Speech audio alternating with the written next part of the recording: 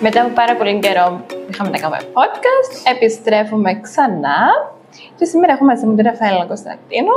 Γεια σου, Ραφαέλα μου. Γεια σου, Μαρία μου. Θέλεις να μας συστηθείς, να μας πεις ποια είσαι, τι κάνεις? Είμαι διαιτολόγος, διατροφολόγος και health coach και σύντομα σε 2-3 μήνες θα είμαι κλινική διαιτολόγος, αν θέλει ο Θεός. Έχω το χώρο μου μαζί με την αδερφή μου που είναι yoga instructor στη Λακατάμια. Έχουμε ένα χώρο, το Κέντρο Ευεξίας και Διατροφής Quality of Life. Σε καλωσορίζω κιόλας στο χώρο μας. Συνήθως πάμε στο διατροφολόγο μας άμα θέλουμε να χάσουμε κιλά ή να πάμε στο διατροφολόγο μας άμα, ξέρω εγώ, δείξουν οι αναλύσεις μας ψηλή χολυστερίνη, άρα θέλουμε να πάμε να μας βάλει ένα μενού για να πέσουν οι μονάδες της χολυστερίνης. Είναι λίγο μύθος του η τακτική που κρατούμε, του η αντίληψη που έχουμε συνήθως ότι θα πάω στο διατροφολόγο μου μόνο να θέλω να χάσω κιλά. Ακριβώς. Δεν χρειάζεται κάποιος να θέλει να χάσει βάρος για να έρθει στο διατροφολόγο. Χρειάζεται μόνο να θέλει να μπορεί να τρώει, να έρθει για να τρώει συνειδητά, για να τρώει, να έχει μια καλή σχέση με το φαγητό, να νιώθει καλά με το σώμα του. Δηλαδή, δεν είναι απαραίτητο κάποιος. Έχει άτομα που έχουν φυσιολογικό βάρος και όμως έρχονται κοντά μου γιατί τρως συναισθηματικά, γιατί δεν ελέγχουν τις ποσότητες τους. Γιατί ακόμα ο μεταβολισμός τους βοηθά. Και δεν έχουν θέμα με το βάρος, αλλά τρέφονται λάθος. Άρα έρχονται για να μάθουν ουσιαστικά, για να τους βοηθήσεις να υιοθετήσουν κάποιες συνήθειες διατροφικές που είναι πιο υγιεινές για τον οργανισμό τους. Ακριβώς. Να τρέφονται σωστά. Για να μάθουν να διαχειρίζονται την τροφή. Καταλάβες τι εννοώ. Ναι. Άρα κάποιος που χρειάζεται να χάσει βάρος, που χρειάζεται το διατροφολόγο, κάποιος που θέλει να βάλει βάρος χρειάζεται το διατροφολόγο, κάποιος που τρέφεται λάθος επίσης χρειάζεται το διατροφολόγο. Και εδώ θέλω να εστιάσουμε σήμερα στο ότι η διατροφή μας πάει πολλά πιο βαθιά από την επιφάνεια, που η επιφάνεια είναι να χάσω κιλά. Άρα η διατροφή μας πάει στο πώς νιώθω, στο πώς λειτουργώ στην καθημερινότητά μου και αν υιοθετήσω κάποιες συνήθειες που είναι πιο σωστές για τον οργανισμό μου, εν το κομμάτι είναι αυτό φροντίδας στο τέλος της ημέρας. Ξέρω πώς σε βρίσκει τούτο, πώς τα ακούεις. Ακριβώς. Βασικά το πώς τρεφόμαστε, η διατροφή είναι ένα από τα κομμάτια της αυτοφροντίδας, όπως είναι να περιποίησαι τα μαγιά σου, να περιποίησαι το σώμα σου μέσω γυμναστικής, να πηγαίνεις να κάνεις τα νύχια σου. Η διατροφή είναι το πρώτο πράγμα που χρειάζεται να κάνουμε για να φροντίζουμε το σώμα μας και τον εαυτό μας. Τελευταία βλέπω πάρα πολύ, όχι μόνο τα τελευταία χρόνια, τη συναισθηματική κατανάλωση. Είτε είναι, αν είμαι καλά, θα κάνω shopping therapy, λένε ορισμένοι, ή αν είμαι καλά, θα φάω πολύ. Ή θα φάω τροφές που θα μου καλύψουν έτσι την ευχαρίστηση μου και το να νιώσω καλύτερα. Άρα, πάμε στο κομμάτι της συναισθηματικής υπερφαγίας, αν το δούμε στο κομμάτι της διατροφής. Δηλαδή, πέρα από το αγοράζω ασύστολα, ρούχα, παπούτσια, προϊόντα μακιγιάζ, τα πάντα, που και τούτο δείχνει ότι αγοράζω, όχι γιατί τα χρειάζομαι, αγοράζω γιατί θέλω να νιώσω καλύτερα. Κάπως έτσι, προτιμώ να φάω, ξέρω εγώ, παραπάνω γλυκά ή παραπάνω τροφές που να μου δώσουν ευχαρίστηση, γιατί θέλω να νιώσω καλύτερα. Νομίζεις ότι με το να φάεις, ας πούμε, κάτι γλυκό ή κάποιο comfort food, αλμυρών, chips, κάτι αθυγινών, ότι εκείνη τη στιγμία νιώθεις ευφορία, νιώθεις όμορφα. Και πολλοί κόσμος με την εντύπωση ότι με το να φάω, επειδή νιώθω καλύτερα εκείνη τη στιγμή, ότι είναι ο τρόπος να αντιμετωπίζω τη θλίψη μου, τη μοναξιά μου, την παρεμάρα μου πολλές φορές. Ναι. Τούτον ακριβώς που περιέγραψες, συναισθηματική υπερφαγία.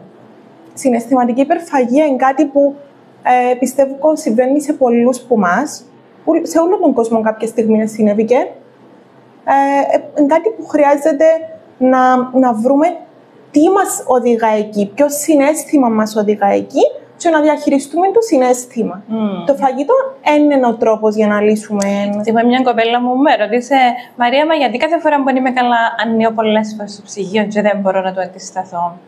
Ακριβώς. Επειδή παράγονται ορμόνες, και εκείνη τη στιγμή νιώθεις ευφορία, αλλά είναι πολλά προσωρινό. Δηλαδή, είναι κάτι που δεν είναι η θεραπεία σου τούτο. Δηλαδή, αν ξεκινήσει κάποιος εκείνη τη στιγμή που νιώθει το συναίσθημα ότι χρειάζομαι φαγητό, χρειάζομαι ζάχαρη, χρειάζομαι αλάτι, αν ξεκινήσει να κάνει μια δραστηριότητα, να ακούσει μουσική, να βγει έξω να περπατήσει, να κάνει γιόγκα, να κάνει κάτι,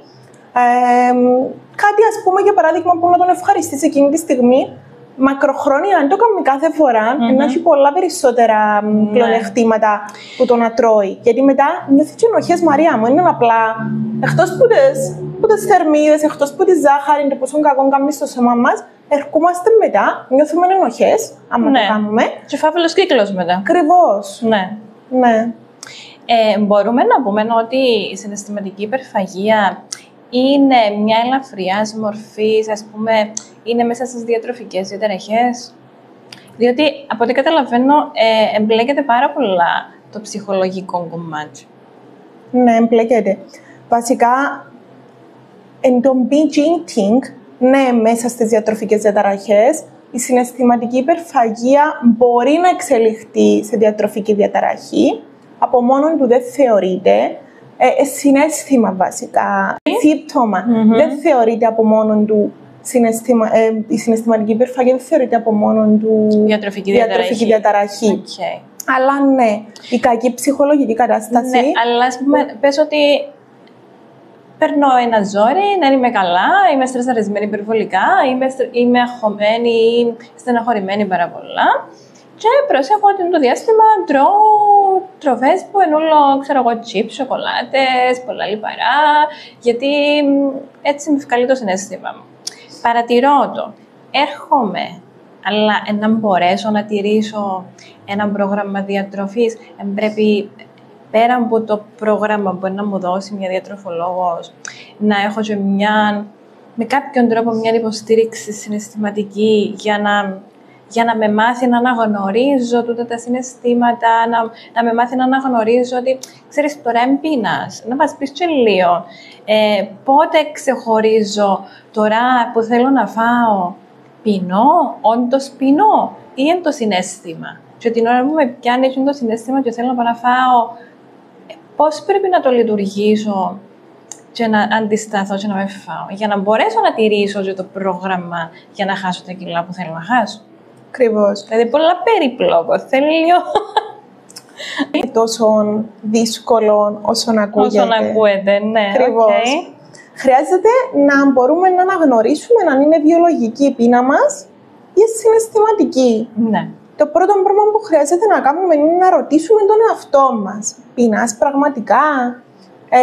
Αν για παράδειγμα. Αφού θέλω να φάω. Έπιαμε τώρα και θέλω να φάω. Πριν πόση ώρα έφα το προηγούμενο μου γεύμα? Ναι.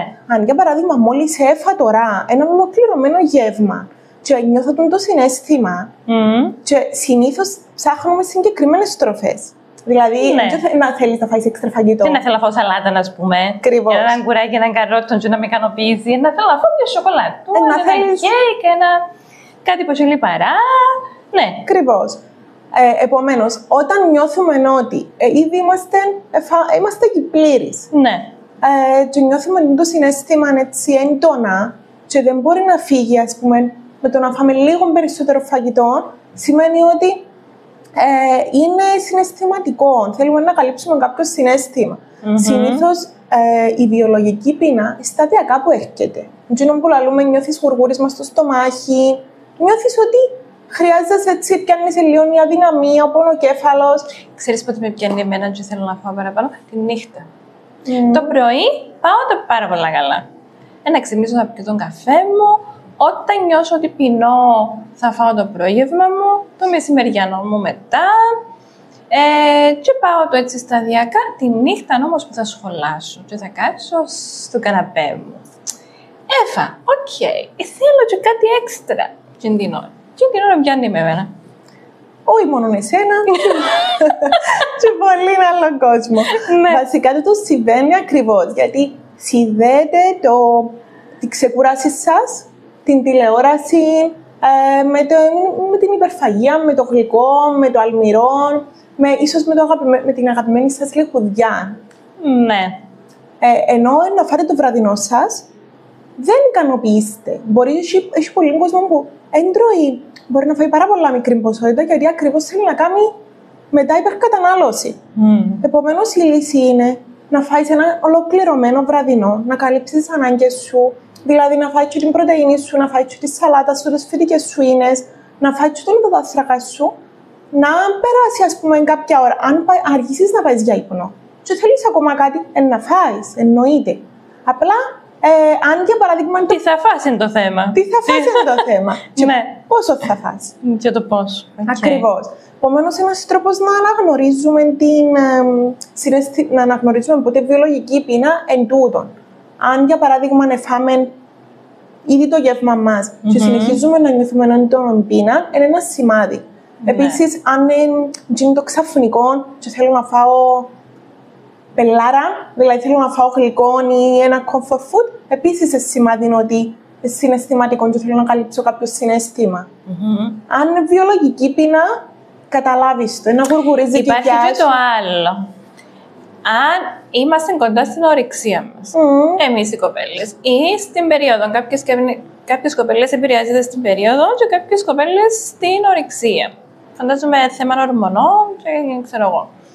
Τζίνο, πώς το περιορίζεις? Συνήθως θέλω να φάω γλυκό τις μέρες, ας πούμε. Όχι μόνο εγώ, ενώ γενικότερα. Θέλουμε να φάμε γλυκό, θέλουμε να φάμε άλλες στο αλμυρό.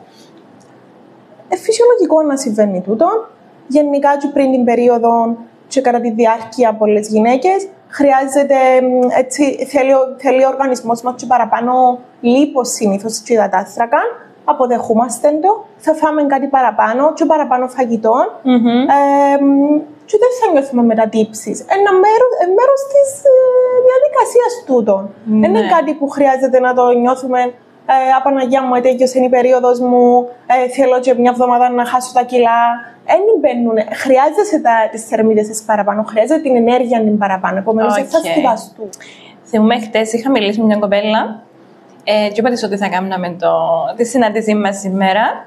Και λέει μου, εγώ είμαι στην κατηγορία που όταν είμαι αγχωμένη δεν τρώω. Και μόλις περάσω το να ξιαχωθώ, εκεί θυμούμαι ότι πρέπει να φάω. Τούτη είναι άλλη κατηγορία, φαντάζομαι ότι ούτε τούτο είναι υγιές. Όχι, ούτε τούτο είναι υγιές.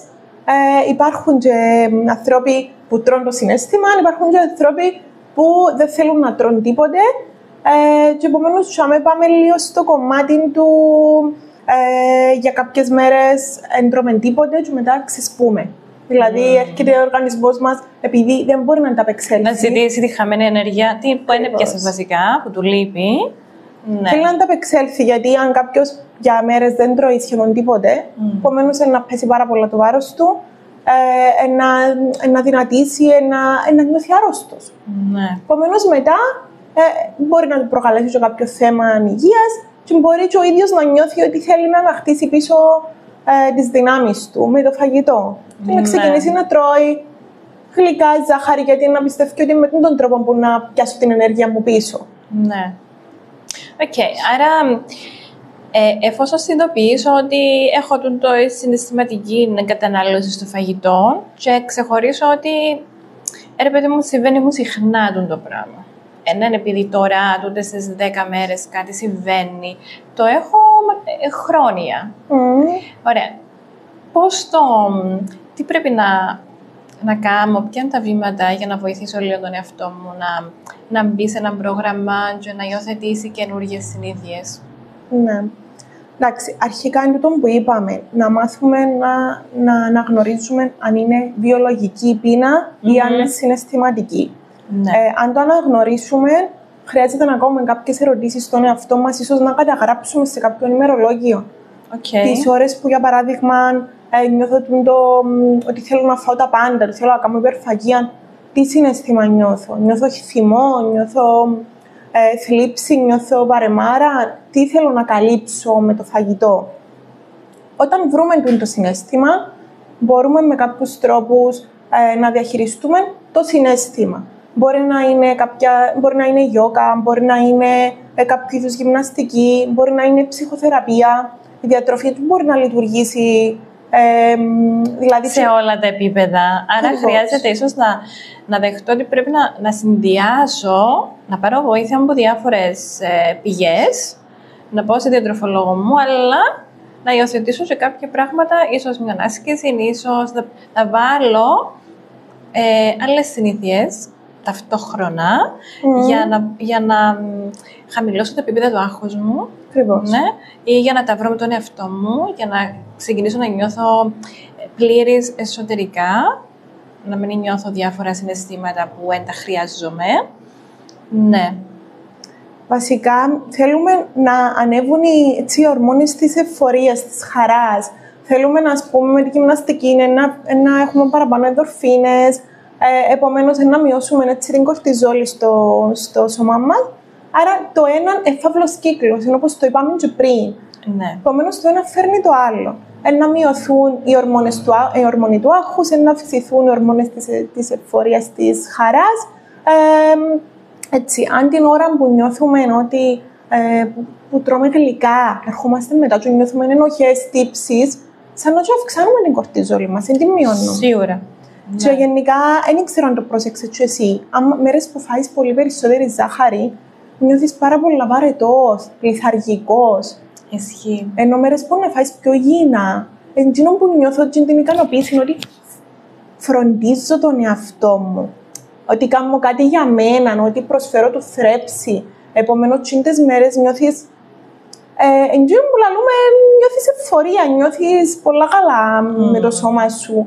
Ξέρεις τι προσέχω συνήθως, μπορεί να με συνδυάζεται ακριβώς, αλλά πρόσεξα ότι αν έχω, ας πούμε, μια κοπέλα η οποία έρθει για μασάζ, εντάξει, και έκαμε 40 μέρες νηστεία και τρώει παραπάνω φρούτα, λαχανικά και πιο έτσι τροφές, το σώμα καθαρίζει από τους διάφορους κόμπους, κατακράτηση, διασύματα, πολλά πιο υγιές. Αν μου έρθει 15 μέρες μετά, που περάσαν οι γιορτές πλέον και έφαγε απ' όλα, και λιπαρά, και πολύ κρέας, και πολύ ζάχαρη γλυκά, και λίγο μποτούι, και λίγο ξηρούς καρπούς, και λίγο... Δηλαδή, πολύ να τούτα οι πηγές που παίρνουμε έτσι πιο έντονες τροφές, τέλος πάντων, ξεκινά το σώμα, το ίδιο το σώμα που πριν 10-15 μέρες ήταν πεντακάθαρο, έρχεται μετά και είναι γεμάτον κόμπους, κατακράτηση. Και το αίσθημα τούτο που λες, και άκουσα το άτομα που έσπαινε ότι είχε να κάνουν μια αποτοξίνωση γιατί είχαν κάποιο θέμα με τα έντερα ή ξέρω εγώ. Και με τη διατροφή που ακολουθούσαν, όχι απλώς εξεφούσκωσαν το σώμα.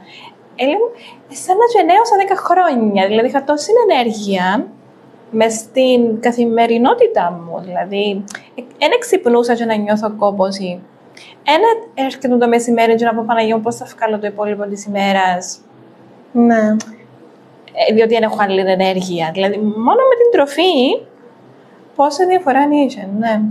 Γενικά σχετίζεται πάρα πολλά. Συνδέεται η διατροφή με την ψυχολογία μας και με το πώς νιώθουμε.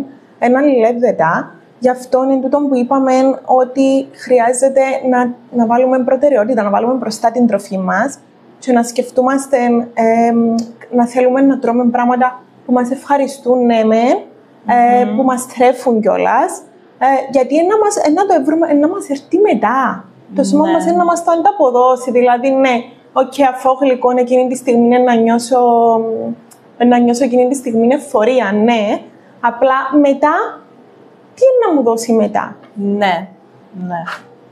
Επομένως, χρειάζεται να φροντίζουμε το σώμα μας, χρειάζεται να δουλέψουμε λίγο τη σχέση μας με το φαγητό, να εστιάζουμε, εκείνο που λέμε το mindful eating, να εστιάζουμε στο τώρα, την παρούσα στιγμή που τρώμε.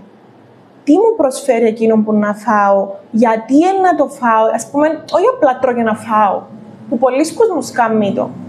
Άρα, το mindful eating συνειδητή διατροφή, στα ελληνικά, ας πούμε. Συνειδητή διατροφή, ναι. Ξεκινά από την απόφαση. Αποφασίζω να επιλέγω τροφές επειδή μου κάνουν καλό. Αποφασίζω συνειδητά να κάνω κάποιες αλλαγές στην καθημερινότητα μου, διατροφικές αλλαγές, επειδή ξέρω εκ των προτέρων ότι αφάω τούτα αντί τα άλλα, να είμαι καλύτερα, να με ωφελέσουν. Τι θα μου προσφέρουν, ακριβώς. Ναι. Και επίσης να μπορώ να χρησιμοποιώ τις αισθήσεις μου. Δηλαδή, τούτο είναι το πιο σημαντικό, να μπορώ να τρώω, για να μην κάνω υπερφαγία και να μπορέσω πραγματικά να σταματήσω εκεί που νιώθω χορτάτη και εκεί που είμαι πλήρης, να μην χρειαστεί να φάω, να κάνω υπερκατανάλωση. Χρειάζεται να χρησιμοποιήσω τις αισθήσεις μου. Δηλαδή, ας πούμε, να μασίσω καλά το φαγητό, να το μυριστώ, να ακούσω τον ήχο που χρησιμοποιεί το στόμα μου για να το μασίσει. Χρειάζεται γενικά να με ικανοποιήσει την όψη. Δηλαδή, δεν θα φάω απλά κάτι που... αν δεις κάτι που πάει σε εστιατόρια και δεν είναι παρουσία στον το πιάτο, είναι έτσι περίεργο. Μόνο και μόνο που θα το επιλέξω, ας πούμε. Δηλαδή, αν έχω ένα μπουφέ, για παράδειγμα, και να επιλέξω εκείνο που κάνει κλικ στο μάτι μου πρώτα. Ακριβώς. Είναι η πρώτη αίσθηση. Αλλά ξέρεις, πολλές φορές μπορεί να βγούμε. Εντάξει, και σπίτι φαντάζομαι συμβαίνει τούτον, αλλά πες ότι βγαίνουμε, έχουμε μια έξοδο. Πρέπει να πάμε για φαγητό. Εστιάζουμε σε τόσα άλλα πράγματα και να θυμούμαστε καν τι εφάμε. Πόσο μάλλον τι γεύση είχε. Ακριβώς. Άρα, εφόσον δεν θυμούμε τι έφα και πώς έμοιαζε εκείνο που έφα, γιατί το μυαλό μου ήταν στις συζητήσεις που κάνουμε, στο να παρατηρήσω τον κόσμο ή οπουδήποτε άλλο εκτός από το φαγητό, σημαίνει ότι ύστερα που λίγο να ξαναθέλω φαΐ, γιατί δεν κατάλαβα ότι έφα. Πολλά πιθανόν ή με τη συζήτηση είναι να φάεις πολλά παραπάνω. Επειδή. Ναι, και τούτο. Εν εστιάζεις στο τι τρώεις, εστιάζεις στο ότι έχω έναν μεγάλο γεύμα μπροστά μου, ωραίο. Επομένως, πολλές φορές τρώμε πολλά παραπάνω από εκείνο που χρειαζόμαστε, επειδή ακριβώς δεν εστιάζουμε στις αισθήσεις μας. Χρειάζεται να είμαστε γενικά να είμαστε σε ένα περιβάλλον που να νιώθουμε καλά. Αν είμαστε σε ένα περιβάλλον με άτομα που δεν είμαστε ούτε νιώθουμε οικία ή συζητούμε έντονα ή δεν υπάρχει μια ευχάριστη συζήτηση, τις περισσότερες φορές θα φάμε πολύ περισσότερο και όλα μετά μπορεί να νιώθουμε και το αίσθημα της δυσφορίας, να μας ενοχλήσει και να νιώθουμε το φούσκωμα. Άρα χρειάζεται να έχουμε αρχικά έναν ήρεμο περιβάλλον. Δεν θέλουμε να έχουμε ούτε πολλούς περισπασμούς, να είμαστε στην παρούσα στιγμή στο πιάτο μας, να μπορούμε να το απολαύσουμε. Ακούσα και σκέφτομαι ότι τώρα θα σκέφτεσαι μια κοπέλα που ακούει, είναι πολύ ωραία που το απολαλείς, αλλά άμα ξυπνώ από το πρωί και που είσαι σεξι, που να πατήσω το πόδι μου κάτω από το κρεβάτι. Είμαι στην πρίζα, στο δευτερόλεπτο, να προλάβω τα πάντα. Δεν προλαβαίνω να πάρω ανάσα. Έχω 10 λεπτά να κάνω διάλειμμα στη δουλειά. Πρέπει μάνι να καταπιώ το φαΐ μου, γιατί πρέπει να πάω πίσω και δεν τελειώνει το διάλειμμα μου. Δηλαδή, ο τρόπος ζωής μας είναι τόσο γρήγορος που δεν μας επιτρέπει, αν δεν το αποφασίσουμε συνειδητά, να πάρουμε ανάσα στην κυριολεξία. Πόσο μάλλον να είμαστε συνειδητοί στο τι τρώμε και στο πώς το τρώμε και στο τι γεύση έχει. Ναι.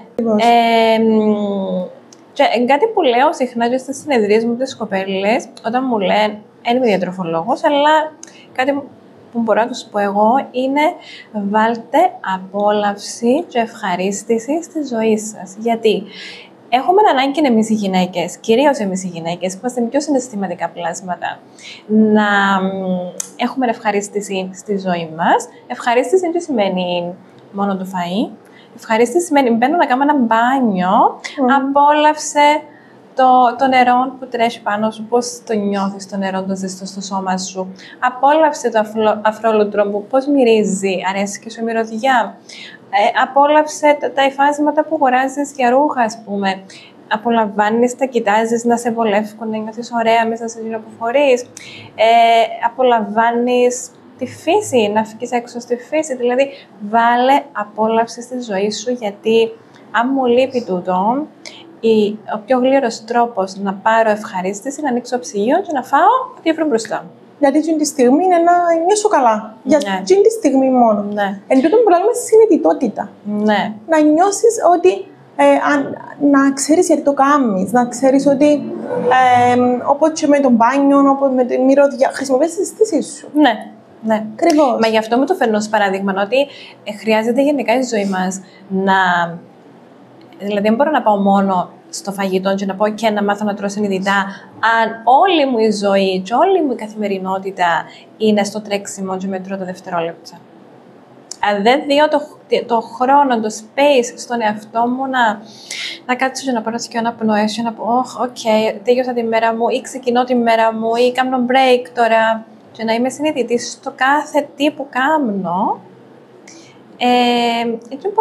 θα είναι καταπιεστικό ένα διατροφικό πρόγραμμα.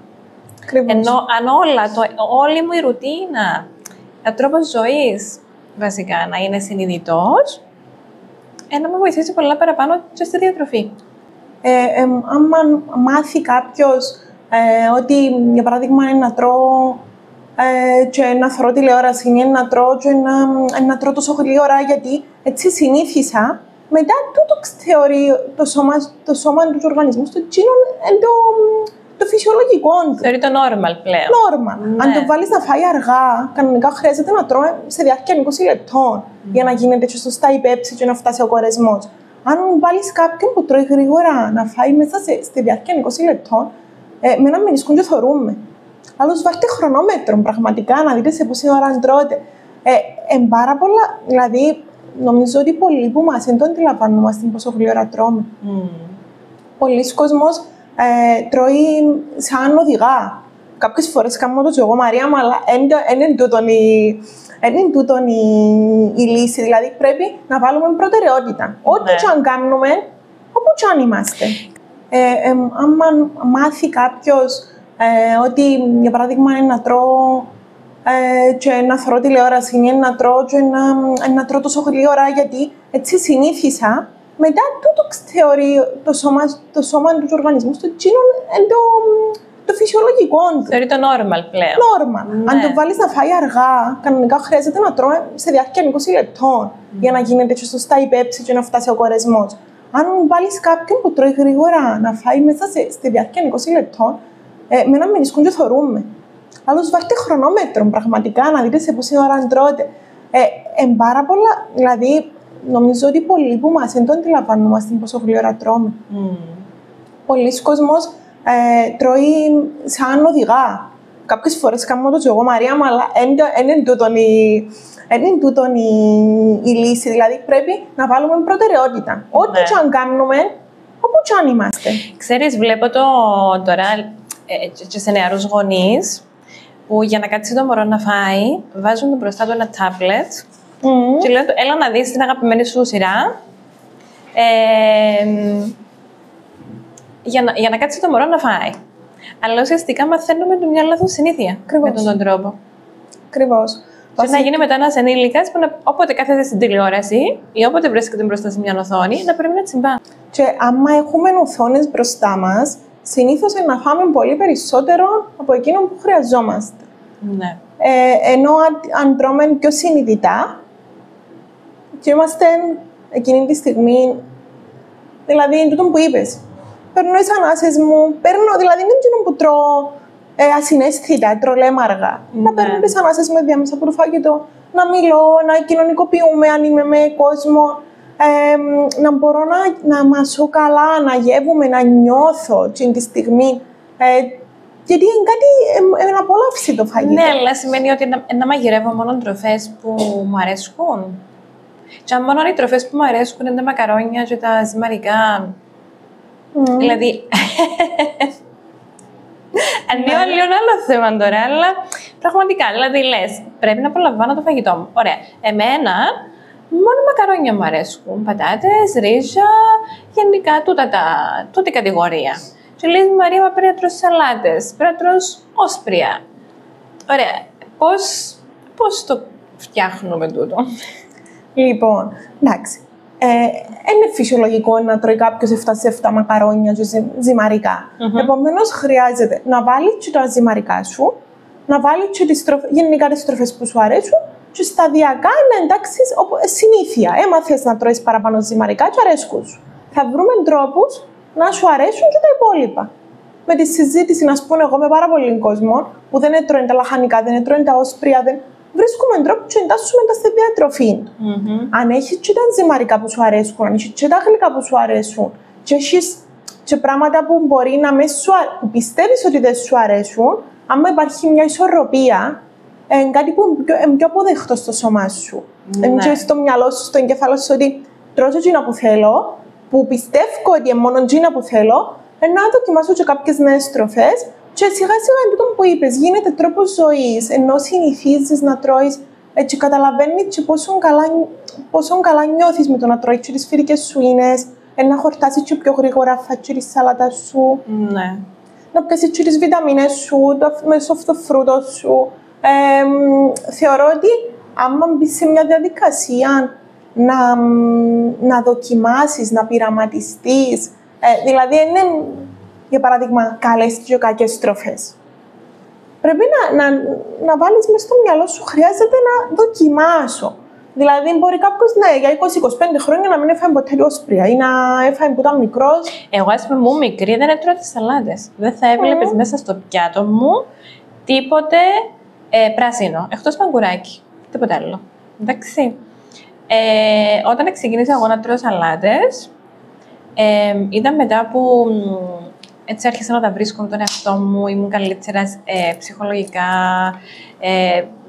έκανα κάποια δουλειά με τον εαυτό μου και ξαφνικά πεθύμησα σαλάτα. Θυμούμαι τούτη στιγμή, θυμούμαι τι.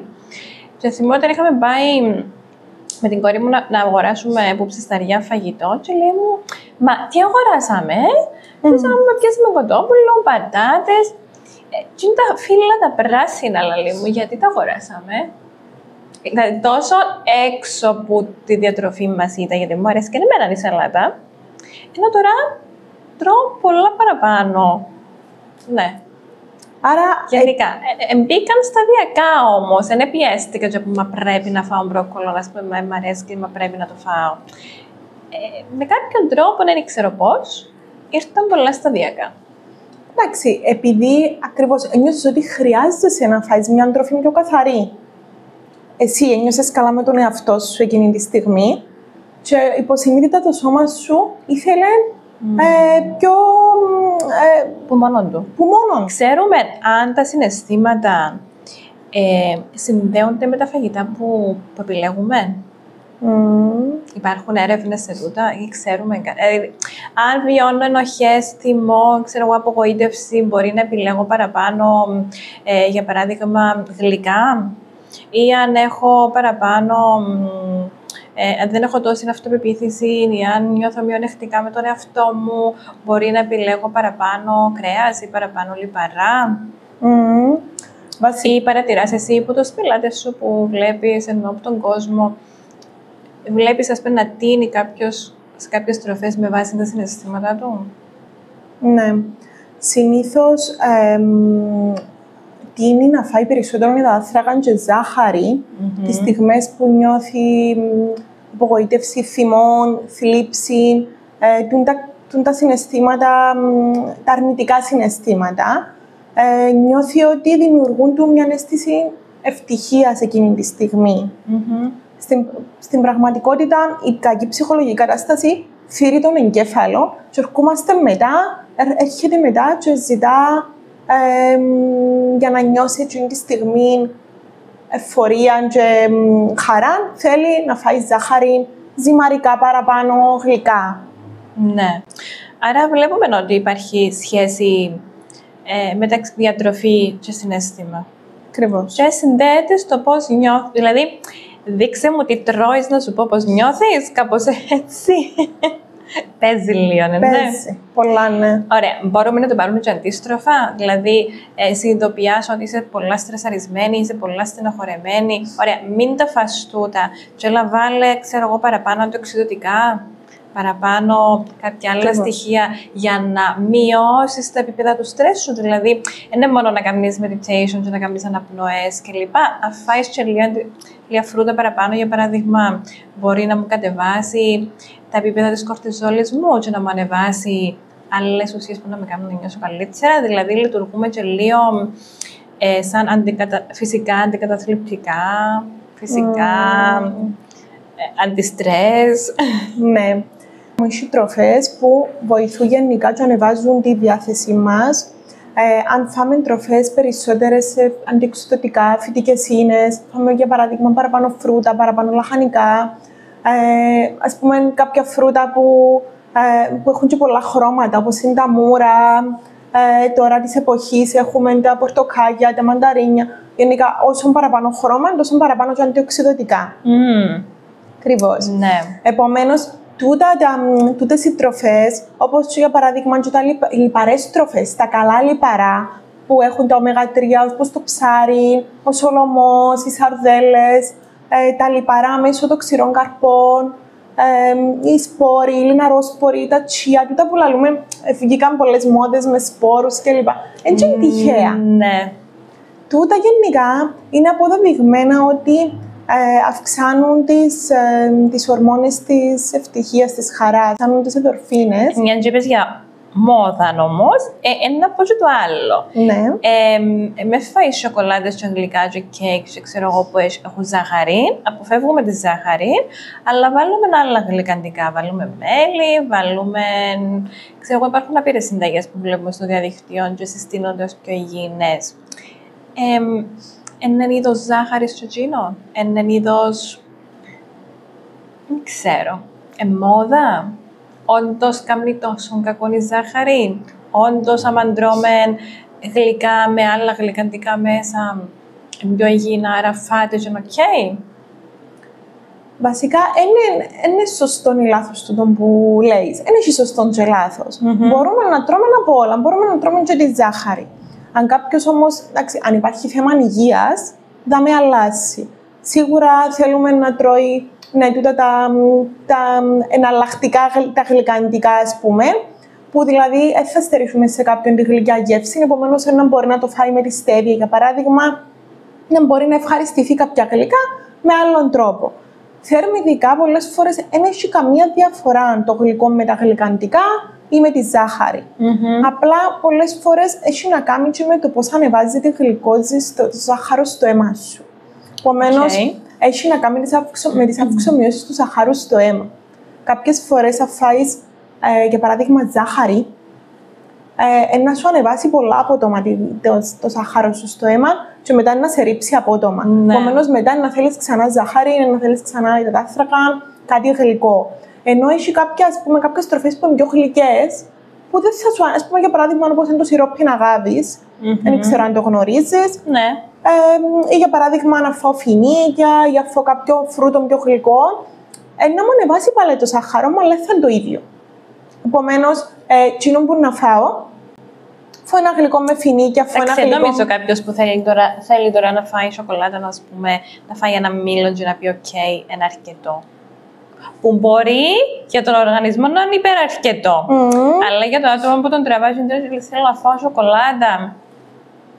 Να του πεις φάει ένα μήλο και είναι οκ. Όχι, θα του πεις φάει ένα μήλο και είναι οκ. Εντάξει, να φάεις το γλυκό σου, να το απολαύσεις. Ναι. Μπορούμε να τρώμε γλυκά. Απλά το θέμα είναι πόσο συχνά θέλεις να τρώεις γλυκά. Ναι. Αν συνηθίσεις τον οργανισμό σου τρώω κάθε μέρα γλυκό, να ζητάς κάθε μέρα. Ναι. Αν συνηθίσεις τον οργανισμό σου ότι που να το πεθυμίσω, να το απολαύσω και να φάω ό,τι γλυκό, τον που με ρωτούν, θέλω να πιάνω διέτης γλυκά, να πιάνω παγωτά διέτης.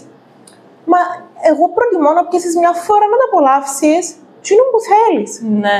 Και τις άλλες φορές που να θέλεις στην καθημερινότητα σου, τα σνακ σου, τα διάμεσα σου, να έχεις, ας πούμε, τη μαύρη σοκολάτα σου, που επίσης αποδεδειγμένα αυξάνει τις ενδορφίνες και τη σερωτονίνη.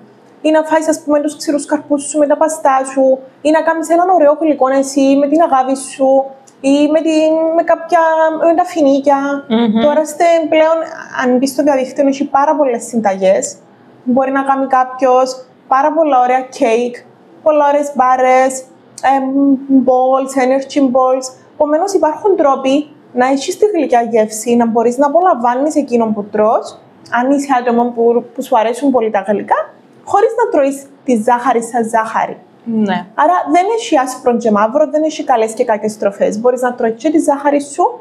Μιλούμε τώρα για άτομα υγιή που έχουν θέματα υγείας. Ναι. Επομένως, εν τούτο η απάντηση στο ότι μπορείς να τρώεις τα πάντα, με μέτρο. Και εν τούτο που σου έλεγα πριν, για παράδειγμα, εμπλουτίζω τη διατροφή μου με αντιοξυδωτικά. Έχω ισορροπημένη διατροφή, έχω και τα καλά λιπαρά μου, και τα ψάρια μου, και τους ξηρούς καρπούς μου, έχω και τα προβιωτικά μου, δηλαδή, ας πούμε, το προβιωτικό γιαούρτι μου, η κεφίρ που πίνει πολλοί κόσμος. Έχω μια ισορροπημένη διατροφή, που το καθένα από τούτα βοηθάμε, που είναι τα προβιωτικά για την καλή χλωρίδα του εντέρου, για το πεπτικό. Έχω την...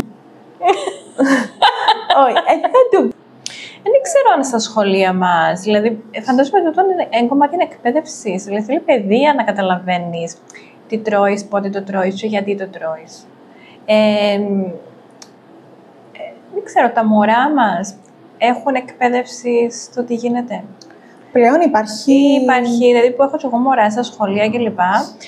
Λέω μου ότι πάρα πολλά τα μωρά τα παχύσαρκα.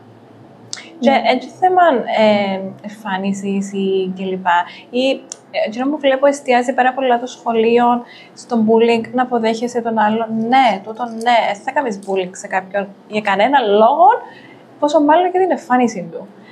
Αλλά δεν έπρεπε να μας ανησυχεί λίγο το ότι αυξάνονται τα παχύσαρκα μωρά και κατά πόσο είναι υγιές τούτο. Και όχι μόνο η παχυσαρκία, γιατί και με φαίνεται. Όμως, κάποιος μπορεί να είναι αδύναμος, γιατί θυμούμε δύο περιπτώσεις τώρα θα σου πω. Η μια κοπελίτσα ήταν πάρα πολύ αδύνατη και η άλλη κοπέλα είχε αρκετά παραπάνω κιλά. Λοιπόν, όταν έκαναν αναλύσεις αίματος, και μιλούμε για εφηβεία, εντάξει. Όταν έκαναν αναλύσεις αίματος, η κοπέλα που είχε τα παραπάνω κιλά ήταν υγιέστατη, ενώ η κοπέλα που ήταν αδύνατη, υπερβολικά αδύνατη, είχε αυξημένη χολυστερόλη, αυξημένα τριγλικερίδια. Άρα, μπορεί να βλέπουμε και κάποιον άνθρωπο ο οποίος είναι αδύνατος, δηλαδή φαίνεται ότι εντάξει, τα κιλά του, δεν χρειάζεται να πάει να χάσει κιλά, αλλά το τι τρώει δείχνει και την υγεία του. Δηλαδή, ήταν σοκ για μένα τούτο. Περίμενα, ας πούμε, ότι το παχύσαρκο το μωρό θα είχε χολυστερόλιο, ας πούμε, και είχε το άλλο το μωρό που ήταν αδύνατο. Εντάξει, είναι τα αγωνίδια μέσα στη μέση. Επομένως, μπορεί κάποιος να είναι αδύνατος, αλλά επειδή υπάρχει κληρονομικότητα, ας πούμε, αν δεν φροντίζει τον εαυτό του, αν δεν τρέφεται ισορροπημένα και υγιεινά, ναι, δηλαδή και ακόμα και εκείνη τη στιγμή να μένει έτσι, σε λίγα χρόνια να εμφανιστεί η χολυστερόλη. Επομένως, ναι, χρειάζεται, δεν έχει να κάνει με το βάρος. Χρειάζεται ο κάθε γονιός και το κάθε παιδί και ο κάθε άνθρωπος να τρέφεται ισορροπημένα, να τρέφεται υγιεινά. Γιατί, εντάξει, αν δεν μάθει ο γονιός να τρέφεται σωστά, θα μάθει το παιδί. Και όπως εσύ και με την ιστορία σου που μας είπες με τα λαχανικά. Επομένως, ο γονιός είναι το παράδειγμα για το παιδί του, άρα χρειάζεται να τρεφόμαστε ισορροπημένα, χρειάζεται να ξέρουμε δηλαδή, όχι να περιμένουμε μόνο από το σχολείο, να εκπαιδεύσουμε τα παιδιά μας, να δοκιμάζουν, να ζητούν, να τρώνε και τα φρούτα και τα λαχανικά τους. Δηλαδή, σημαίνει μια αν θέλει είτε και δεν του αρέσκουν. Ναι. Να ξαναδοκιμάσουμε με άλλον τρόπο. Μπορούμε να μαγειρέψουμε μαζί με τα παιδιά μας. Είναι ένας τρόπος και τούτος να συνδεθεί ένας γονιός με το παιδί του. Είναι ένας τρόπος πάλι αυτοφροντίδα και για τον εαυτό μας και για τα παιδιά μας. Ναι. Μαγειρεύεις με αγάπη, δοκιμάζεις διάφορες επιλογές. Έτσι με τον τρόπο είναι ένας τρόπος να βρεις τρόπους να φας και τα λαχανικά, να βρεις τρόπους να φας και τα φρούτα και τα όσπρια. Με την μαγειρική, με άλλους τρόπους. Δεν χρειάζεται, ας πούμε, να είναι τα ρεβίθια πάντα με το σπανάκι, όπως μας έμαθε η μάμα μας. Μπορεί να είναι σε σαλάτα, μπιφτέκι, ας πούμε. Σε φαλάφελ. Ναι. Ακριβώς. Ναι.